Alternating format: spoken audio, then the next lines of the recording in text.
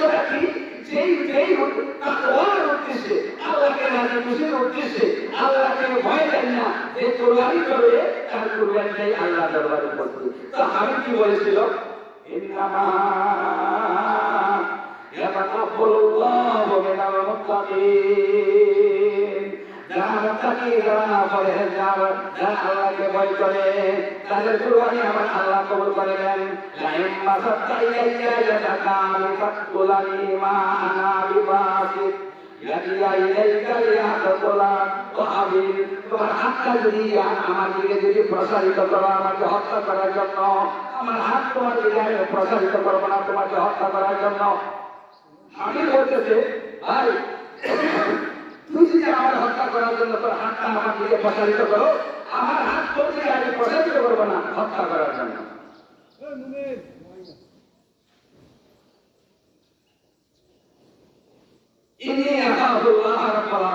আমি তোকে ভয় করবো না রে ভাই, আমি তোকে হত্যা করবো না রে ভাই, আমি আমার আল্লাহকে ভয় করি, আমার রবকে ভয় করি, যিনি তামাম জাহানের প্রতিপালক। ইন্নী উরিদু আন তাবুআ বিইসমি ওয়া ইসমিকা আতাকুনা মিন আসহাবিন নার। আমি চাই আমার গুনাহ তোমার গুনাহ তোমার মাথায় নিয়ে তুমি জাহান্নামবাসী হও। আমি বলতেছে আমার গুনাহ না তোমার গুনাহ নিয়ে মাথায় নিয়ে, ও কাবি আমার গুনাহ তোমার গুনাহ মাথায় নিয়ে তুমি জাহান্নামবাসী হও, এটা আমি চাই। এই কথা বলেছে হাবিব। ذلك جزاء الظالمين, যারা এটা হলো তাদের কাজ, এটা হলো তাদের কাজ। যারা আল্লাহর পথে চলতে চাইবে আর বাধা দিবে, যারা আল্লাহর পথে চলতে চাইবে আল্লাহর পথে চলতে গেলে বাধা দিবে, মারামারি করবে, হত্যা করবে, এটা হলো তাদের কাজ। ذلك جزاء الظالمين। أطوعت له نفسه قتل أخيه فقتله। হাবিল প্ল্যান নিলেন যে হাবিলকে হত্যা করবে, তিনি যে প্ল্যান নিয়েছেন সেই প্ল্যান অনুযায়ী তিনি কাবিলকে হত্যা করে ফেলেছেন।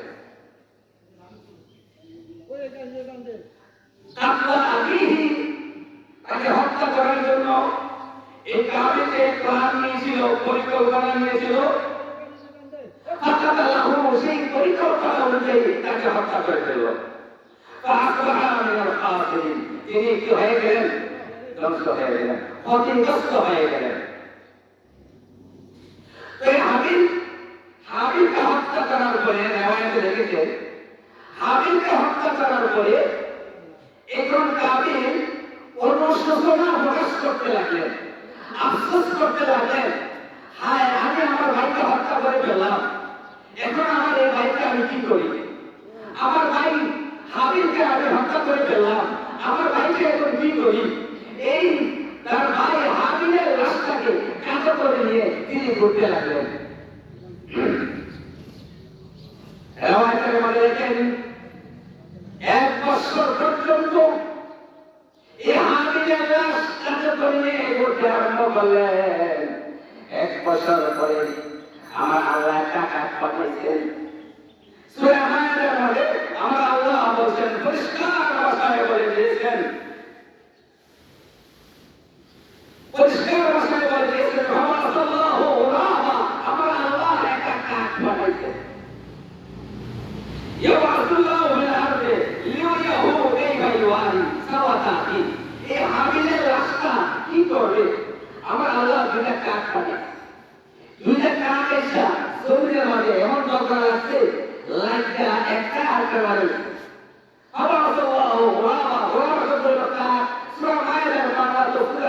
আপনার পরে দেখবেন তো আমার আল্লাহ দুইটা কাক পাঠিয়েছে।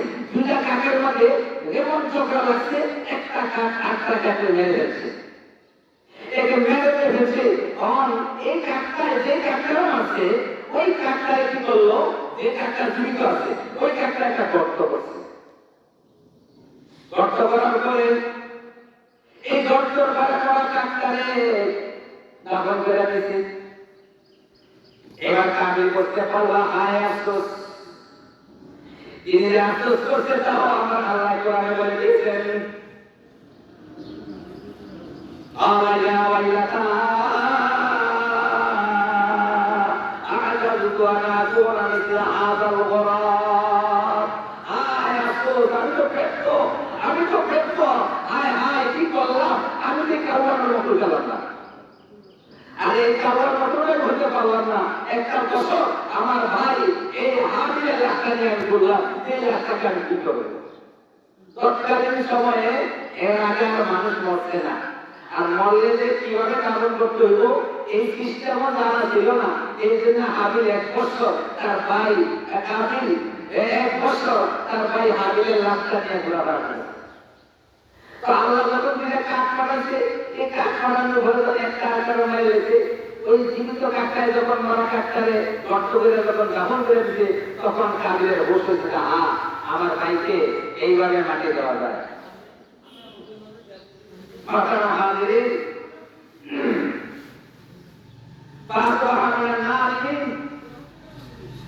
তিনি লজ্জিত অনুশোচনা প্রকাশ করলেন, তিনি লজ্জিত হয়ে গেলেন। আরে আমি কাউয়ার মতো হইতে পারলাম না। আসল উদ্দেশ্য হলো আমাদের এই কোরবান, সর্বপ্রথম এই কোরবানি চালু হয়েছে হযরত আদম আলাইহিস সালামের 2 পুত্র হাবিল এবং কাবিলের থেকে। কোরবানির সূচনা ইব্রাহিম আলাইহিস সালাম থেকে আসে নাই। কোরবানির প্রথম সূচনাটা হলো হযরত আদম আলাইহিস সালামের পুত্র হাবিল এবং কাবিল থেকে এর সূচনা শুরু হয়েছে। তাহলে আমরা এখান থেকে কি শিক্ষা পাইলাম?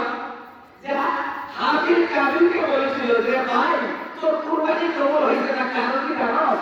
তুই তওবা করা লাগবে, তুই মুত্তাকি হ, আল্লাহকে ভয় নিয়া আল্লাহকে রাজি খুশির জন্য কুরবানি কর, তোর কুরবানি কবুল হইব। আমি তো আল্লাহকে ভয় করেছি, এই জন্য আমি আমার আল্লাহ আমার কুরবানিটা কবুল করেছে।